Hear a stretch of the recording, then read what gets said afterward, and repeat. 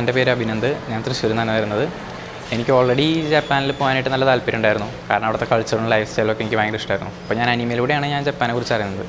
അത് കഴിഞ്ഞ് ഞാൻ ജപ്പാനിൽ പോകാനായിട്ട് കുറേ അന്വേഷിച്ചെങ്കിലും ഒരു ട്രസ്റ്റ് വർത്തി ഒരു ജെന്യൂൻ സോഴ്സ് എനിക്ക് കണ്ടെത്താൻ സാധിച്ചിരുന്നില്ല.